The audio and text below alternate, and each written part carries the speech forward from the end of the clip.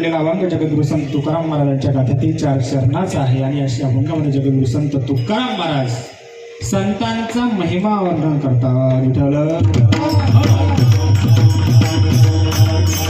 पहिलेच वेळ जास्त होत गेला आणि कमी वेळात जास्त आहे. 2020चा सामना आहे. बाबांच्या कृपा आशीर्वादाने बोलण्याचा आहे.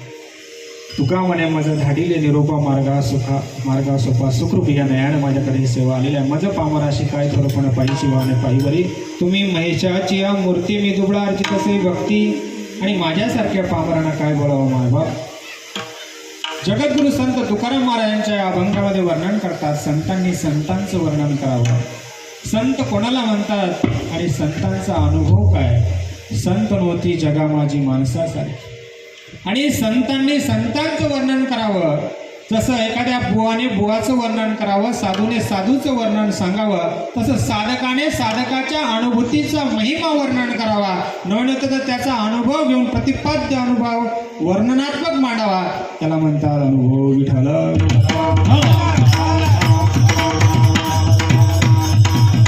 संत सांगतात आपण जन्माला का आलो, कशासाठी आलो, काय करायला पाहिजे, हित ते करावे देवाचे चिंतन. हे सर्वांना माहीत आहे. तुम्ही नामधारक आहात आणि नामाची धारा चालू आहे. अखंडित 21,600 वेळा आपला श्वास जातो आणि येतो. या श्वासाची किंमत इतर प्राणी मात्रांना नाही आणि आपण भाग्यवान आहोत. नाथ महाराज सांगतात. ताईने अभंग घेतला होता. त्या नाथ भागवतामध्ये नाथ महाराज वर्णन करतात. भरतखंडी नरदेह प्राप्ती परमभाग्याची संपत्ती. भारत या अखंडित देशामध्ये आपण जन्माला आलो. त्यानंतर साधू संतांच्या नंतर आपला जन्म झाला. हे भाग्याची गोष्ट आहे, सौभाग्य आहे की आपण नामधारक आहोत, अनुग्रहित आहे. ते अशा तशा मालिकेतले नसून आपण आनंद संप्रदायाच्या मुख्य महाविष्णू चैतन्याचे मूळ संप्रदाया फळ त्रितुरिया ब्रह्मा त्रि दत्तात्रय नारायण बाबा लक्ष्मण बलभीम सकानंद शांतमय बंड बाबा केरो बाबा श्रीपाद बाबा रामदेव बाबा नारायण बाबा माणे बाबा छगुनाना विभीषण बाबा यांच्या मार्गदर्शनानुसार हा अखंडित असणारा वैष्णव मेळावा.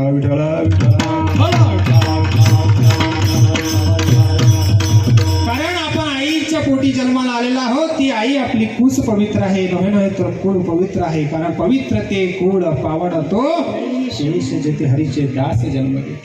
आणि भारत या अखंडित देशामध्ये महाराष्ट्र राज्यामध्ये आलो. साधू संतांच्या नंतर आमचा जन्म झाला.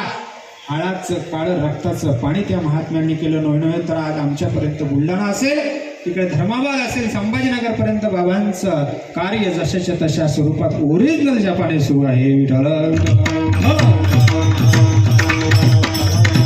परंतु आपण विचार करायला पाहिजे की हाळाचे काळं रक्ताचं पाणी कोणासाठी करतात, त्यांना काय गरज आहे. परंतु हिताचा कळवळा आहे.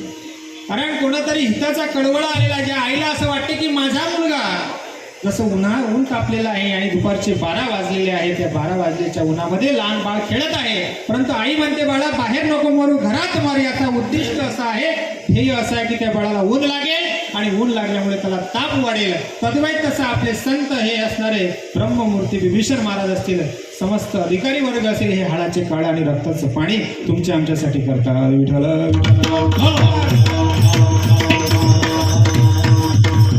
आणि मग आपल्या जीवनामध्ये असा महात्मा येतो आणि आल्यानंतर परिवर्तन होते. शास्त्र प्रचिती, आत्मप्रचिती आणि सद्गुरु प्रचिती एकत्रित आल्यानंतर आपल्या जीवनामध्ये आमूलाग्र असा बदल होतो. त्याला परमार्थ असे म्हणतात. विठ्ठल आणि परमार्थ करण्यासाठी संतांनी मेळावा घातला. कशासाठी तर भव्य दिव्य आयोजन नियोजन. का महाराज लोकांना काय गरज आहे, काही गरज नाही. बाबांचं कार्य अविरतपणे सुरू आहे. पण तुम्ही आम्ही इकडे तिकडे सैरावैरा धावतो. यदा कदाचित कुठंतरी इकडे तिकडे गेल्यामुळे, आमच्या भरकटल्यामुळे कुठंतरी आम्हाला या भौतिक पसाऱ्याचं जड जीवाला भौतिक पसाऱ्यामध्ये गुरफटून जाऊ शकतो. हे होऊ नये याकरिता तुमच्या जीवनामध्ये परिवर्तनाकरिता एकत्र ठिकाणी येऊन पांगलेल्यांचा मेळ घालून एक जीवाने एक रूपाने आत्मचिंतन करून परिवर्तन करून आणि वर्षभराची चार्जिंग करण्यासाठी हा वैष्णव मेळा आहे. विठ्ठल मग आपल्याला तेच पाहायचं आहे. संत तेच सांगतात, तुमचं आमचं सगळ्यांचं वर्णन करतात. परंतु आपल्याला विचार करण्याची गोष्ट आहे की आपण जन्माला का आलो, कशासाठी आलो आणि काय करायला पाहिजे. हित ते करावे देवाचे चिंतन, देवे दिला देह भजना गोमटा. परंतु आपण पाहतो विसरली तया थोर झाली हानी वसतील खाणी 84च्या. आणि म्हणून आपला श्वास जातो आणि येतो. या श्वासाची किंमत इतर प्राणी मात्रांना नाही. आणि या जन्मामध्ये माणूस म्हणून आपण जन्माला आलेला आहोत, तर माणसाच्या योनीमध्ये माणूस म्हणून आपण समजावून घेतलं पाहिजे. नव्हे तर समजावून घेतलेलं आहे, परंतु कळून घेतलं पाहिजे. नव्हे तर समाज देऊन आपल्याला अनुचित काही घडत नाही ना, हे आपला विचारपूर्वक करायला पाहिजे. आणि तद्वैत आपल्या जीवनामध्ये आमूलाग्र बदल करायला पाहिजे. आणि परिवर्तन करण्याकरता हा परमार्थ आहे. विठ्ठल विठ्ठल.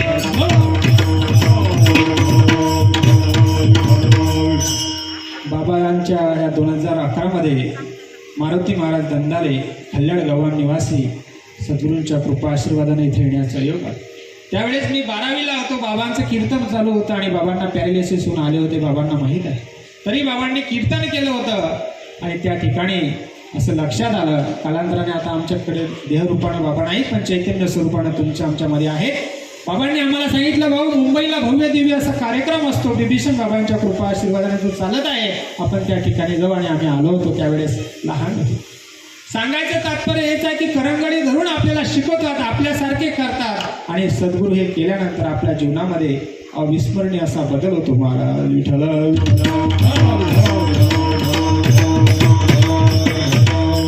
सद्गुरू सारखा असता पाठी राखा, इतरांचा लेखा कोण करी राजे याची कांता, काय भीक मागे मनाची आजोगे सिद्धी पावे.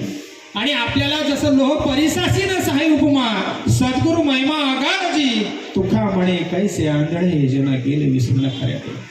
आणि जे संत आहे ते नाम आहे, आणि नाम तुमच्या जवळ आहे. बाबांनी तुम्हाला अनुग्रह दिलेला आहे, आपण ते अनुग्रह घेतलेला आहे. आणि अनुग्रह घेतल्यानंतर आपल्याला परिणाम होतो आणि शरीराला थरकाप होतो. तर आपल्या डोळ्यामधून अश्रूंचा पूर वाहतो, भाव प्रगट होतो. भावे विन देव न कळीनी संदेह, गुरु विन अनुभव कैसा काही. जोपर्यंत गुरु आपल्याला प्रत्ययाला आणून देत नाही, तोपर्यंत आपल्या जीवनामध्ये बदल होत नाही. आणि प्रत्ययाला आल्यानंतर शास्त्र प्रचिती, आत्मप्रचिती आणि सद्गुरु प्रचिती एकत्रित झाल्यानंतर आपल्याला कुठेतरी ठसा उमटतो आणि अंतकरणामध्ये द्रवरूप होतो. आणि झाल्यानंतर आपल्याला लक्षात येते की आपण काय करत होतो आणि आता काय करत आहोत.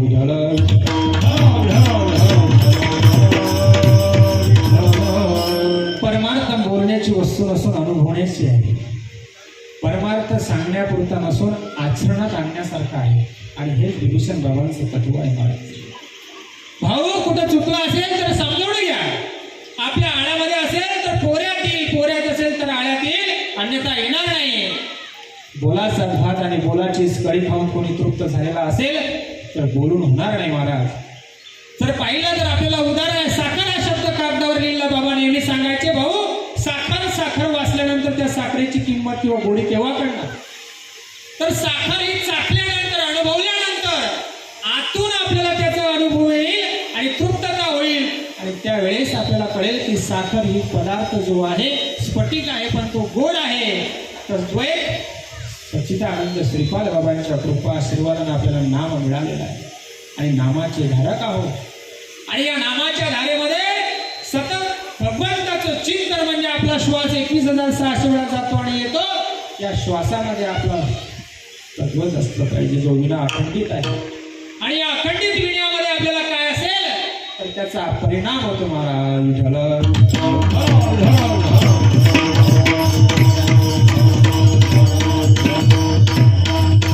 जसं एखाद्या वेळेस आपल्या आईने ताईने भाकरी केलेली आहे किंवा पोळी केलेली आहे, स्टँडर्ड भाषेमध्ये चपाती केलेली आहे, खालून वरून भाजल्याशिवाय, खालून वरून म्हणजे लाटल्यानंतर आई साहेब कणिक भिजवतात, मळवल्यानंतर एकजीव होतो. त्याला परिवर्तन आहे, क्रिया आहे. आणि एकत्रित झाल्यानंतर त्या उद्याला त्याचा गोळा करून थोडासा लाटला जातो. आमच्या आई ताई मंडळी लाटतात.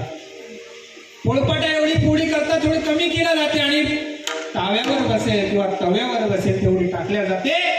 त्यामध्ये खालून वरून त्याला वाफेवर, त्या मंद आचेवर भाजल्या जाते. आणि भाजल्यानंतर त्या पोळीला पोपळा येतो, पोपळा मायबाप. आणि तो पोपळा आल्यानंतर ती पोळी खाण्यालायक होते, चपाती खाण्यालायक होते. आणि आपणही त्या खाण्यालायकीचे असतो. आणि म्हणून आपल्याला ते प्राप्त करून दिल्या जाते. विठ्ठल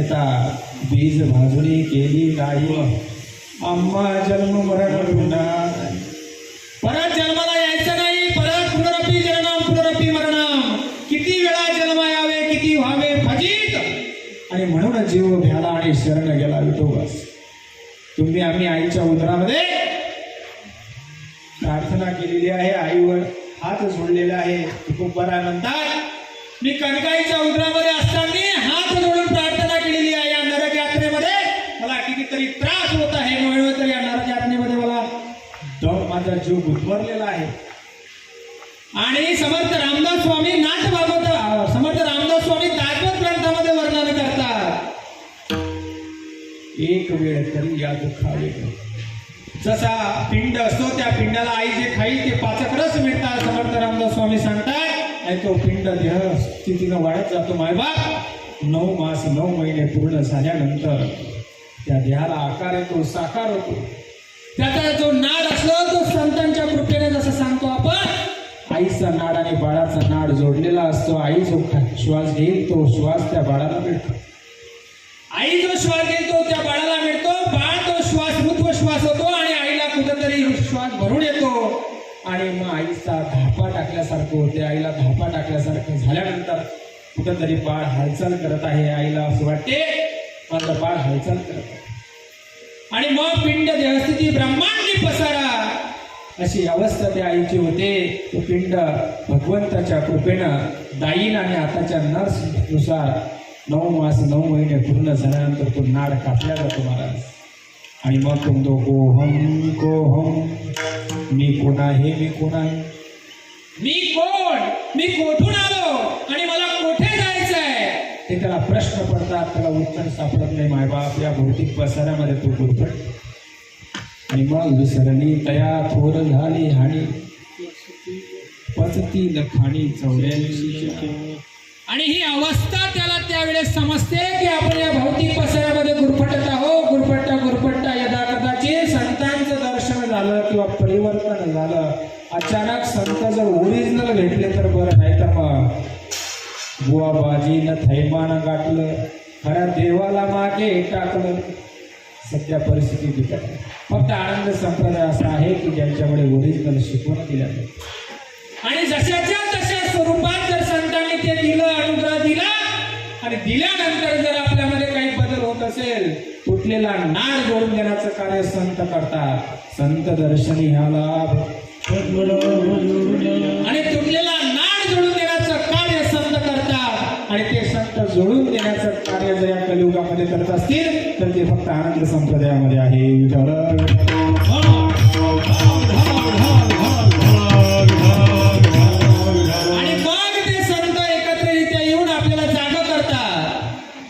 उठा जागे भारे आता स्मरण करा पंढरीनाथ सुखी येता जन्माच्या हिची करा रे बाबा आणि मग आपल्याला कुठेतरी जागा करतात अरे तू देह नसून तू आत्मा आहे उठ तुला माहित नाही तुला जाणीव करून घे जशी आग पेटीची काळी पेटवल्यानंतर एक ठिणगी पूर्ण ज्वालामुखीचा उद्रेक करते एक वणवा पेटू शकते तुझ्या अंतरंगामध्ये या नामरूपी चित्तामध्ये ती ठिणगी पडू दे आणि पडल्यानंतर मग त्याच्यामध्ये उकळत्या येतात उकळत्या कापे तो थरारी स्वरूप देखील ती अस्मिता भीतरी वाहतात अशी त्याची अवस्था माऊली 9व्या अध्यायामध्ये 26वा श्लोक सांगता चित्त साकारल्या तू घेत वाचा पांगोळी जेथे चितेत अपाद संबुज रोमांस आले रुद्रीत डोळे वर्षतात या जे ज्ञानेश्वर माऊलीने वयाच्या 16व्या वर्षी ज्ञानेश्वरीसारख्या पवित्र ग्रंथामध्ये भगवान श्रीकृष्णाने अर्जुनाला सांगावं ही तुझी अवस्था आहे आणि ही अवस्था जर आपल्याला होत असेल तर आपण किती भाग्यवान आहे आम्ही भाग्याचे दास सद्गुरु श्रीपाद बाबांचे आम्ही किती भाग्यवान बाबांच्या भाषेतून सोन्यावर पिवळे विठ्ठल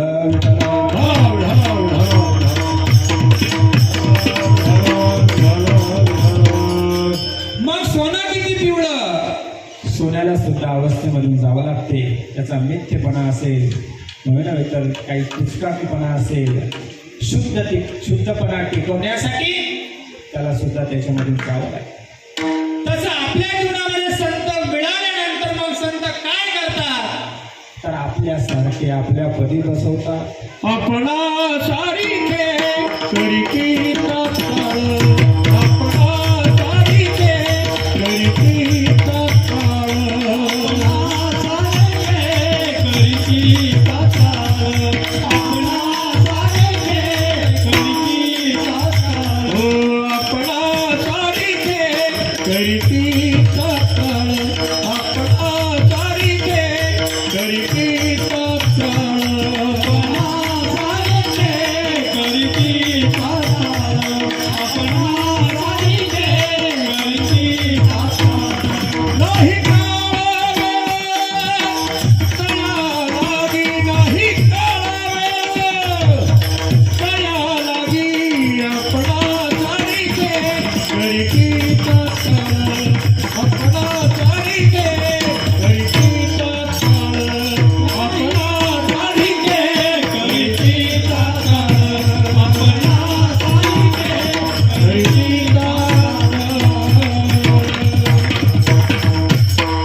आपणा सारिखे करीती तात्काळ नाही काय वेळ तयाला लोहो बैसासी न साहे उपमा सद्गुरु महिमा आगार सद्गुरूचा महिमा आगार तो शब्दांनी लिहिता येत नाही वाचेनं सांगता येत नाही मात्र अनुभवानं घेता येत महाराज आणि ते संत आपल्यासारखे ताबडतोब तात्काळ करतात जसा विस्तव हातामध्ये घ्यावा एखादं बाळ असेल लहान बाळ चुलीजवळ जाते चुलीजवळ गेल्यानंतर त्याला लाल कलरचं लालबुंद दिसते आणि त्याला त्या विस्तव दिसल्यानंतर त्याला असं वाटते कुठेतरी घ्यावं हातामध्ये पकडावं परंतु आई सांगते त्याच्या देखत बाळा तो विस्तव आहे चटका लागतो त्याच्याकडे जाऊ नको परंतु बाळ मात्र आवर्जून आकर्षित होते ते लाल बुंद काय आहे मला पाहायचं आहे आणि घ्यायचं आहे आणि घेतल्यानंतर ते बाळ हातामध्ये घेतो तो पाहतो तर त्याला चटका बसतो आई म्हणते बाळा तुला किती वेळा सांगितलं तर हातामध्ये घेऊ परंतु त्या बाळाला आकर्षकता वाटली तसं आपल्याला संतांचा अनुभव घेण्यासाठी अनुभव आले अंगात या जगातील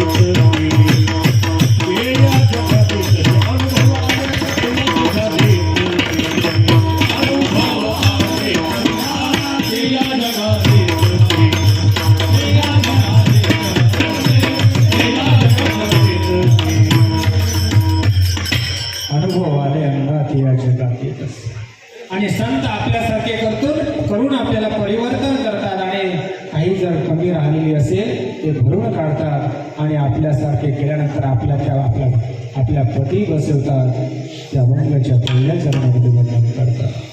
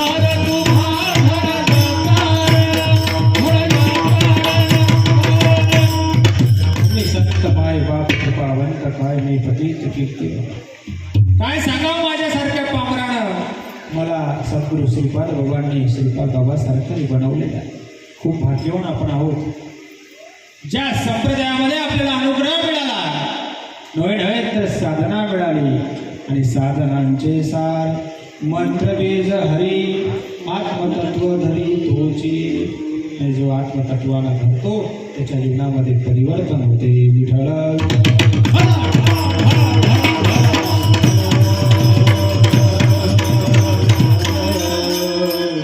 देवांचे देव आदिदेव महादेव भगवान शंकर जे कैलासामध्ये बसले, दृष्टांत सांगतो म्हणजे लक्षात. आणि भगवान शंकरजी ध्यानस्थ अवस्थेमध्ये चिंतन करत होते. ध्यान अवस्थेमध्ये असताना पार्वती माता तिथं आल्या आणि पार्वती मातेने जिने प्रश्न केला, तुम्ही देवांचे देव आदिदेव महादेव भगवान शंकर कैलासपती ब्रह्मांड नायक अखंड विश्वाचे चालक आहात. तुम्हाला सर्व सत्ता प्रस्थापित आहे, तुमच्याजवळ सर्व काही आहे, तरी तुम्ही कोणाचं नामस्मरण करता ते मला करून सांगा, समजावून सांगा. त्यावेळेस भगवान शंकरजींनी शांत चित्ताला डोळे उघडले आणि पाहतात तर समोर पार्वती माता साष्टांग दंडवत घातला, नमस्कार केला, प्रणिपात आणि केल्यानंतर विचारलं, तुम्ही देवांचे देव आहात, आदिदेव आहात, महादेव आहात, या विश्वाची सत्ता तुमच्या जवळ आहे, तुम्ही कोणाचं स्मरण करता मला ते सांगा आणि मला त्याची अनुभूती आणून द्या.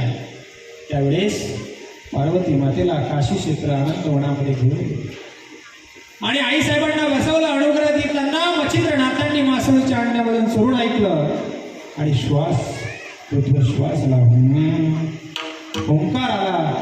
ओंकार येतात भगवान शंकरजींनी पाहावं, तो दया आणि या जीवाचा उद्धार होण्याची वेळ आली.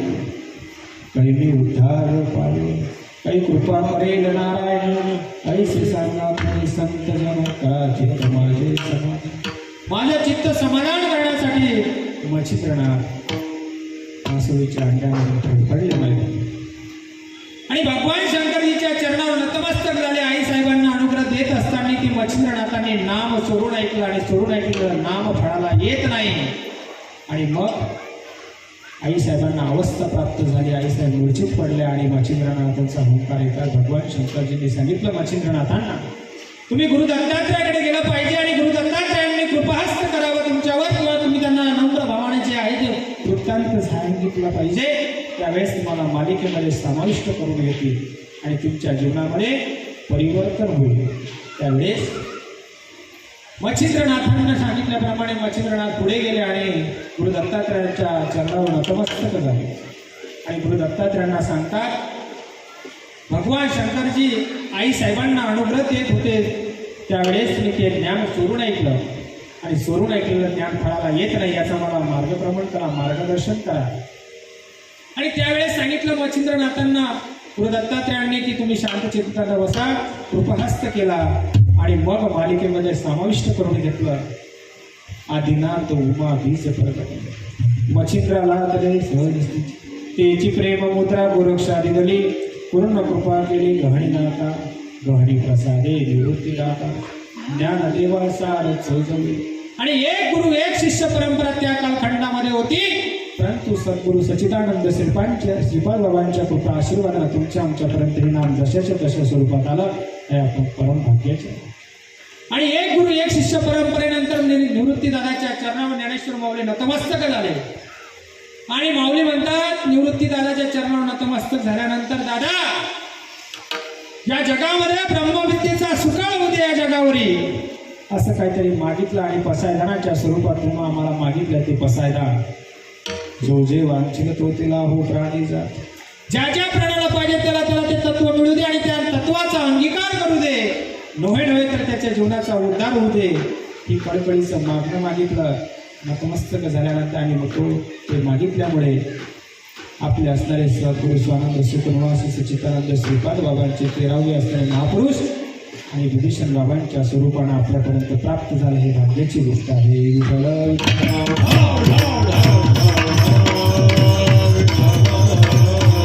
मला हेच सांगायचं आहे की अनादिकालचं तत्वज्ञान कशाच्या तशा स्वरूपात जो प्राप्त करून देणारे संत या जगामध्ये आपल्याला मिळाले, परंतु आपण कळून घेतले नाही, समजून घेतले नाही. नव्हे तर पाहतो भाजीपाला घेण्यासाठी आपण 10 वेळा विचार करतो की गोबी काय किलो आहे, टमाटे काय किलो आहे, त्याला भाव आहे.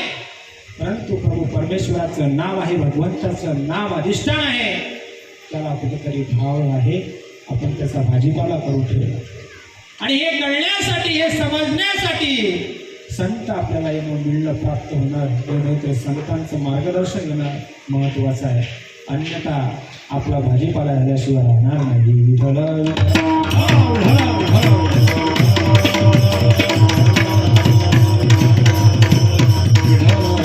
आणि म्हणून आपल्या जीवनामध्ये जर उद्धार करून देण्याचं कार्य येत असतील तर जशाच्या तशा स्वरूपात ओरिजिनल जो जप आहे ते संत असणारे आपल्याला प्राप्त झाले ते नामदान.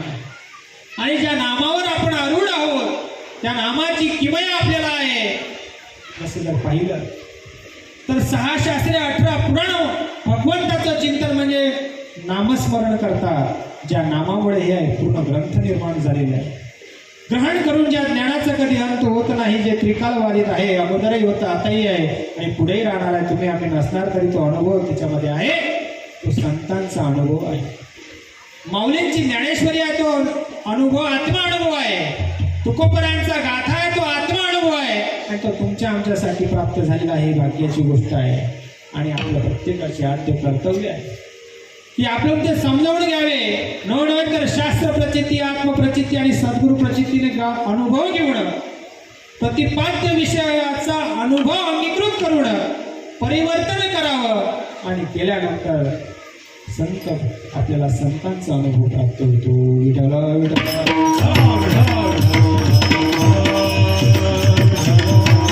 आणि मग प्रत्येकाचं आद्य कर्तव्य आहे दिव्याने दिवा प्रज्वलित करावा आणि केल्यानंतर त्याच्यामध्ये ते उतरवून द्यावं. जसं आहे उन्हाळ्यामध्ये 12 वाजल्यानंतर अनेक प्रकारचे भांडे जर असले त्या भांड्यामध्ये प्रतिबिंब सूर्याचं दिसते.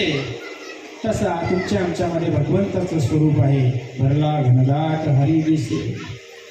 प्रत्येकामध्ये असणारा आत्मा तो परमात्म्याचं विश्वात्मक स्वरूप आहे आणि ते जाणण्यासाठी संत सांगतात तुमचे आमचे प्रत्येकाचं जबाबदारी आहे. आणि मग संत या गतीला प्राप्त करून देतात. तुम्ही देह नसून आत्मा आहे आणि तुमचं कर्तव्य ते काय तर अभंगाच्या 2ऱ्या चरणामध्ये वर्णन. अवतार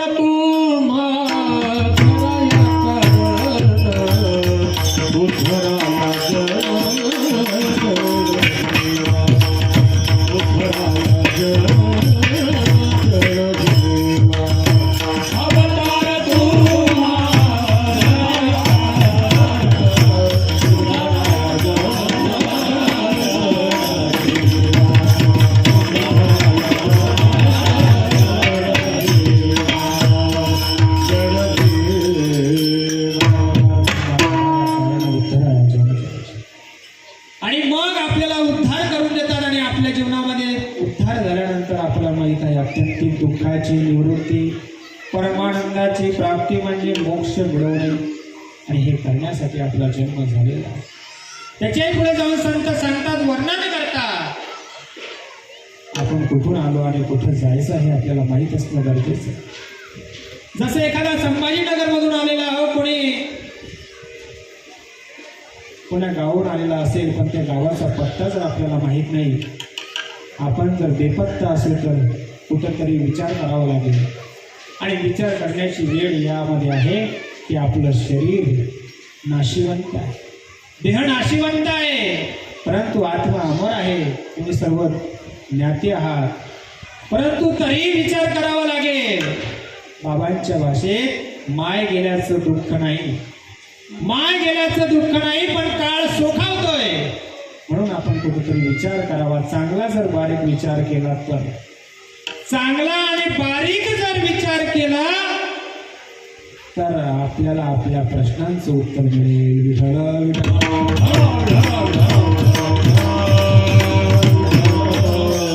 दृष्टांत सांगतो म्हणजे लक्षात ठेव. दूध आहे, दूध प्रचलित आहे. दुधामध्ये तूप आहे, परंतु तुपाला प्रक्रिया आहे. दूध हे शुद्ध गाईचं आहे. गाईच्या कासेमध्ये गोचिड सुद्धा असतो, पण त्या गोचिडाला त्या दुधाची किंमत कळत नाही. का कळते? आणि ते दूध आपण आपल्याकरिता का वासराकरिता, त्या गाय ही वासराकरिता दूध देते, पण माणूस धूत असणारा माणूस गाईचं पवित्र दूध हे अमृत आहे. आणि ते अमृत आपण आपल्या स्वतःच्या माईक स्वार्थासाठी चहा करता किंवा कॉफी करता वापरतो. त्या दुधामध्ये प्रक्रिया करावी लागेल आणि प्रक्रिया केल्यानंतर दुधामध्ये तूप आहे. परंतु तूप आहे, पण तूप अनुभवण्यासाठी किंवा प्रक्रिया केल्यानंतर त्याचा अनुभव येण्यासाठी काही कालावधी जाऊ द्यावा लागेल. त्याला दुधाला मंद आचेवर गरम करावं लागेल. मायबाप मंथुनी नवनीता तैसे घे अनंता, मंथुनी नवनीता तैसे घे अनंता, मंथुनी नवनीता तैसे घे अनंता, मंथुनी नवनीता तैसे घे अनंता. बोला व्यर्थ कथा शांती मार्ग,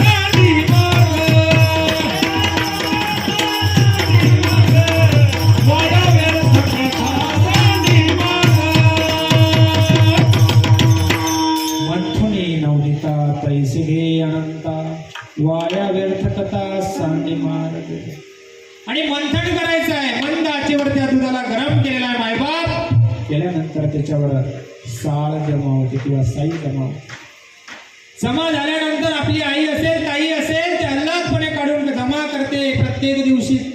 ते जमा झाल्यानंतर आपण जे अवीट आहे, जो सार आहे ते साईच्या स्वरूपानं आहे. परंतु तो गोळा जो जमा केल्यानंतर त्याच्यामध्ये थोडं विरजण टाकावं लागेल दुधामध्ये.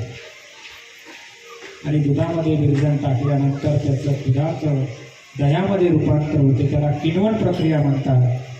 आणि एकत्र जीव झाल्यानंतर त्या दुधाचं रूपांतर सकाळी दह्यामध्ये होते आणि दह्याला आंबटत्व प्राप्त होते. आणि त्या दुधामध्ये कोमट पाणी करून आमची आई रई लावत असते. आणि जे असार आहे ते ताक आहे. जे सार आहे त्याच्यामध्ये लोण्याचा गोळा येतो. तो लोण्याचा गोळा अलगद काढून आपण जमा करतो थंड पाण्यामध्ये. नंतर त्याला जमा केल्यानंतर मंद आचेवर त्याच्यामध्ये कडवटपणा असतो. आणि तो कडवटपणा त्या लोण्याचा गेला पाहिजे याकरिता आपण मंद आचेवर थोडा वेळ त्याला लालबुंद अवस्थेमध्ये गरम करतो. आणि गरम केल्यानंतर त्या लोण्याला जे काही कडवटपणा असेल तो निघून जातो आणि शुद्ध स्वरूपाचं सात्विक तूप ते तयार होते. मग ते तुम्ही आपल्या वर्णामध्ये वापरा किंवा एखाद्या बासुंदीमध्ये वापरा. तर थर जशाच्या तशा स्वरूपात दिसतो. तसं आपल्या जीवनामध्ये तूप ही अवस्था प्राप्त होणं गरजेचं आहे. विठ्ठल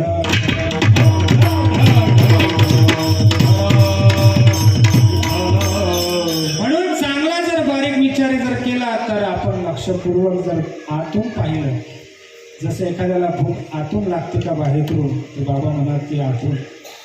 जर पोटाला जर भाकरी बांधल्या आपण आणि मला भूक लागली, मला भूक लागली, मला भूक लागली असं गावभर जर फिरलो तर आपल्याला भूक केव्हा कळेल? कळणार नाही. माहिती खाल्ल्यानंतर पोळी किंवा भाजी असेल किंवा भाकरी खाल्ल्यानंतर आपल्याला कुठं ढेकर भुकेचा येईल की माझी भूक झालेली आहे. तद्वैत अनुभव घेण्यासाठी आपल्याला संत प्राप्त आहे आणि संतांनी आपल्याला अनुभव द्यावा यासाठी देहा कारणाने ते उपलब्ध आहे. आणि निघून गेल्यानंतर आपल्याला कळते की त्याचं किती महत्व आणि महात्मा अमोल आणि अनमोल होतं. म्हणून आजही विचार करण्यासारखी गोष्ट. तुम्हाला काही अडचण असेल तर बाबाकडे गेल्यानंतर बाबांना विचारा, बाबा मला हे कळत नाही, मला समजत नाही, माझ्याकडे कमकुवतपणा आहे, काहीतरी विचारा. विचारल्यानंतर आपल्याला शहाणे करून सोडवतात, शहाणे करतात आणि सांगतात की बाळा तुझे चुकलेलं आहे. परंतु आपण विचारणार नाही तर आपल्याला आपल्या प्रश्नाचं उत्तर मिळणार नाही. महाराज विठ्ठल.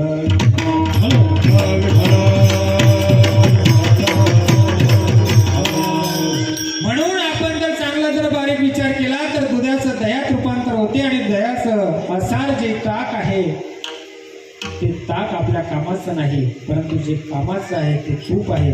तशी आपली अवस्था व्हायला पाहिजे. आणि जर अवस्था जर आपली आतून बाहेरून होणार नाही, जसं हे विश्वची माझे घर ऐशी मती जयाची स्त्रिय किंबहुना चराचर आपणाची झाला. ऐसा ज्याचा अनुभव विश्वदेव सत्य ते देव तया जवळी असे पापनाशे दरुषे. हे विश्वची माझे घर ऐसी मती जयाची स्त्री किंबहुना चराचर आपणाची झाला. असा अनुभव येणं गरजेचं आहे. नाहीतर मग बोलाचीच भात आणि बोलाचीच कढी खाऊन कोण तृप्त झालं. ज्यानं त्याचा विचार करायचा आहे. विठ्ठल विठ्ठल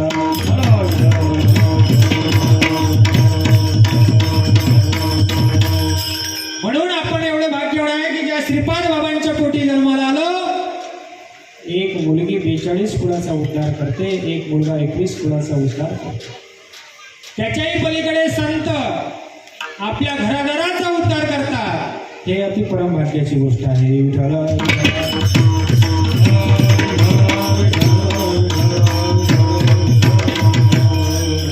जर श्रीपाद बाबा आमच्या जीवनामध्ये रामदास बाबा, नारायण बाबा, माडे बाबा, छगनाना पाटील, विभीषण बाबा जर आले नसते तर आम्ही इथं बसलेलो नसतो. आमचा पांगलेल्यांचा मेळ असता. परंतु हे आल्यामुळे आमच्या जीवनामध्ये एक सांगड निर्माण झाली.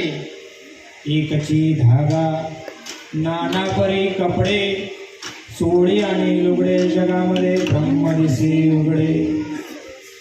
आणि ते ब्रह्म अविनाशी आहे, अव्यय आहे, निर्गुण आहे, निराकार आहे.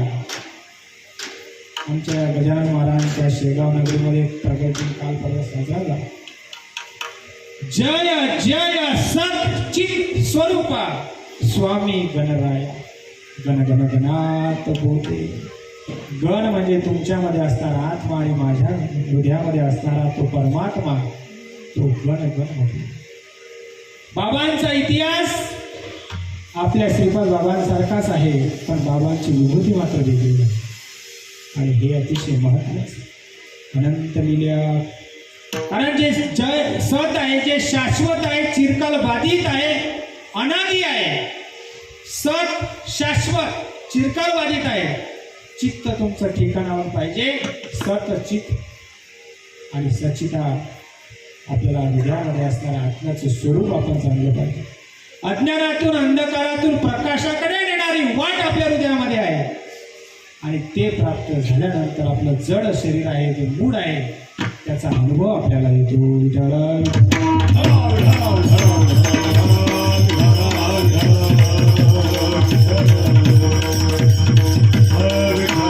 म्हणून तुमच्या आमच्यावर प्रत्येकावर जबाबदारी आहे. ती काय आहे? तर श्वासानं भजन कर गळ्या, तू श्वासानं भजन कर. प्रत्येकाने श्वासानं भजन करायचं आहे. हात हिले न पैर हिले, जीवन रटे वा, हम बैठे विश्राम हमारा, भजन करे आत्मारा. हात हलवायची गरज नाही, पाय हलवायची गरज नाही, डोकं हलवायची गरज नाही, फक्त स्थिर बसायचं आहे. ठाईच बैसुनी करायक चित्त, आवडिया अनंत आडवा. एका ठिकाणावर स्थिर बसायचे आहे. पंच ज्ञानेंद्रिय, पंच कर्मेंद्रिय, मन आणि बुद्धी यांचे संयुक्त विद्यमाने शरीर चालते आणि बोलते. परंतु मानवाला मानवाच्या योनीमध्ये आल्यानंतर असं वाटते की हे शरीर माझ्यामुळे चालते. चाले हे शरीर कोणाची सत्ते, कोण बोलवितो हरिवी, देखवी ऐकवी एक नारायण, तयाचे भजन सुकू नका. आणि म्हणून हे ज्याच्या सत्तेनं चालतं ते म्हणजे तुमचं आत्मचैतन्य आहे. आणि आत्मचैतन्य स्वरूपानं असणारं आपलं शरीर चालते आणि बोलते आणि सर्व कार्य करते. म्हणून माऊली म्हणतात, एका ठिकाणी बसा, पंच ज्ञानेंद्रिय, पंच कर्मेंद्रिय आणि मन बुद्धी एकत्रितरित्या स्थिर करा. आणि स्थिर केल्यानंतर आपल्याला आपला अनुभव होईल. मग मी कोण आहे, मी कुठून आलो, मला कुठे जायचे, या प्रश्नांची उत्तर तिथून सुरुवात होईल.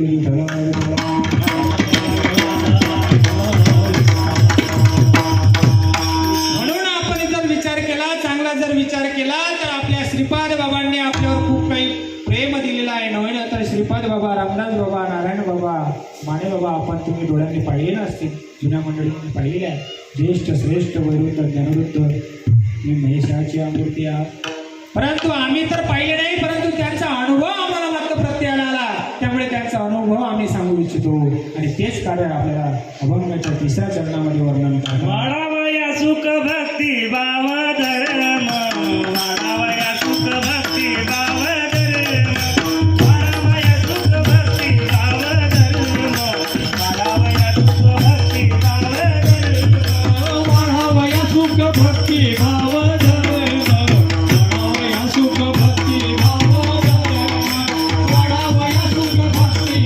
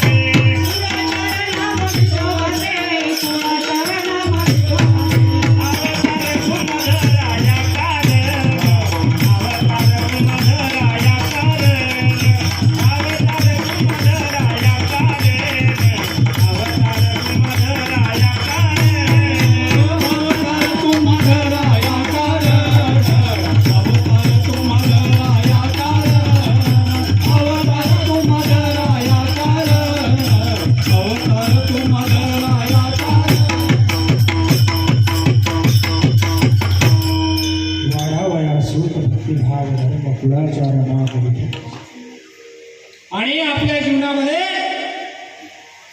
परिवर्तन करण्याकरिता संत येतात आणि संतांच्या चरणावर नतमस्तक घेऊन आपल्या जीवनामध्ये परिवर्तन होते. नंतर आपल्याला शास्त्र प्रचिती, आत्मप्रचिती आणि सद्गुरु प्रचिती प्रत्ययाला आल्यानंतर आपल्याला असं वाटतं किती घ्यावं आणि किती करावं. चांगला जर बारीक विचार केला तर आपल्याला लक्षात येईल या विश्वामध्ये हवा मोफत आहे, परंतु हवा मोफत असून सुद्धा आपल्या गाडीच्या टायरामध्ये जर भरायची असेल मायबाप तर त्याला किंमत द्यावी लागते, त्याला हवेचं रुपये मोजावे लागतात. मग हवा फुकट का विकट, अतिशय महत्वाचं बाबा म्हणायचं. आणि ती हवा मोफत आहे, परंतु आपण घेणारे मोफत आहोत, परंतु देणारा आपल्याला 1 रुपया मागत नाही, हे अतिशय महत्वाचं. आणि तेच श्रीपाद बाबांनी सांगितलं, विठोबा रखुमार, विठोबा रखुमार,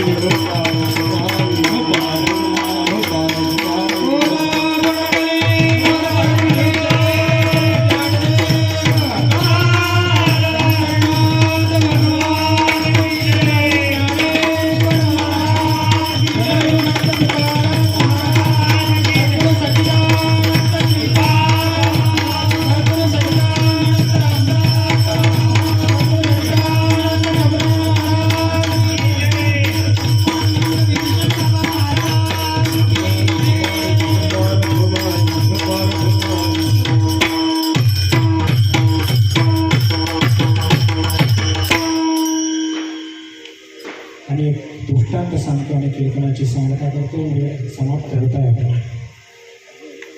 एखाद्या जंगलामध्ये किंवा वनामध्ये चंदनाचं वन आहे किंवा चंदनाचं जंगल आहे.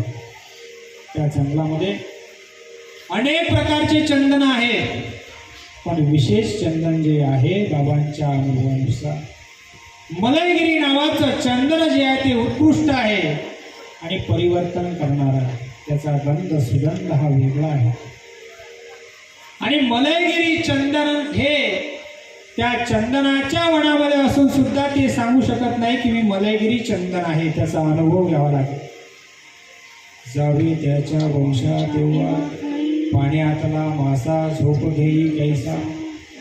ज्या वेळेस पाण्यातून मासोळी काढावी आणि हातामध्ये घ्यावी, तिचा असणाऱ्या वेदना, संवेदना, चेतना, थरकाप, लहरी, स्पंदन अनुभवल्यानंतर आपल्याला कळेल की ते पाण्याचा अनुभव कसा आहे आणि पाण्याच्या बाहेर येण्याचा अनुभव मासोळीला कसा आहे.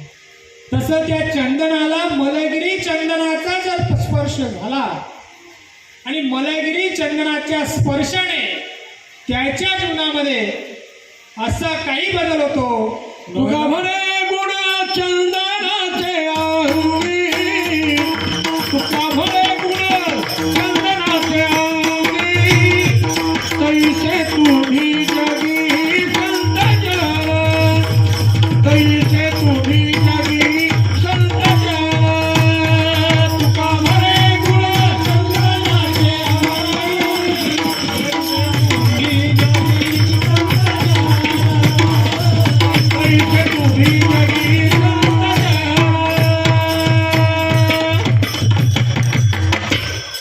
तुका म्हणे गुण चंदनाचे, तैसे तुम्ही जगी संत. कसे तुम्ही संत आहात ही भाग्याची गोष्ट आहे. आणि आपण त्या चंदनाच्या स्वरूपामध्ये स्पर्शामुळे आपल्याला इथे येण्याचं भाग्य लाभलं. नव्हे तर आपल्या जीवनामध्ये काय करायला पाहिजे, काय करू नये. जीवन या शब्दाचा अर्थ आपल्याला या परमार्थामुळे कळाला. आणि अन्यथा आपण इकडं तिकडं सैरावरा धावलो असतो मायबाप.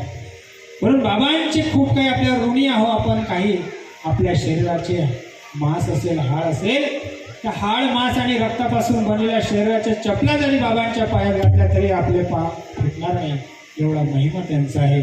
आणि ही वाणी अपुरी पडते.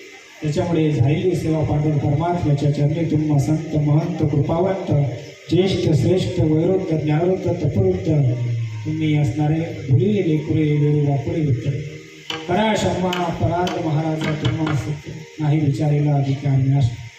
ते काही चांगलं असेल ते स्वानंद सुप्रभासी आनंद हृदय सम्राट सच्चिदानंद श्रीपाद बाबा, रामदास बाबा, नारायण बाबा, नाणे बाबा, छलनाला भीमशंकर काही चुकलं असेल माझ्या प्रकृतीचा माझ्या बुद्धीचा दोष म्हणून असेल माफ करा आणि क्षमा करा.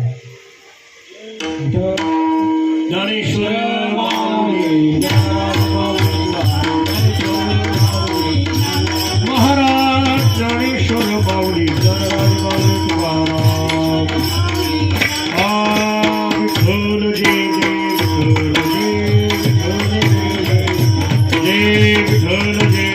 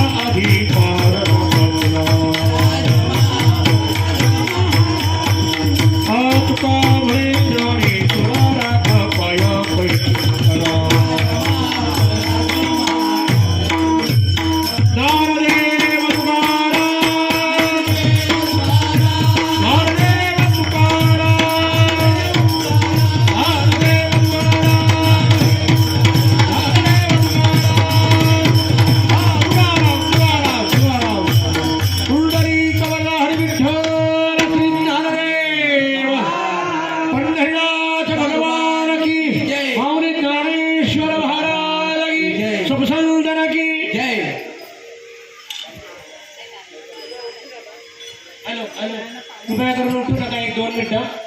महावैष्णव मेळाव्याचा दुसरा दिवस आणि 5वे पुष्प या ठिकाणी आदरणीय गुरुवर्य अनुप महाराज वानखेडे खानगाव यांनी या ठिकाणी तुम्ही संत मायबाप कृपावंत या अभंगावर उत्कृष्ट असं समालोचन अंतर मनाला भिडेल असं त्यांनी त्या आत्मनिवेदन केलं. उत्कृष्ट पद्धतीने या मार्गदर्शन गुरुवर्यांनी केलं. अशीच सेवा ते देत राहतील. पुनश्च एकदा आपले गुरुवर्य अनुप वानखेडे महाराजांचं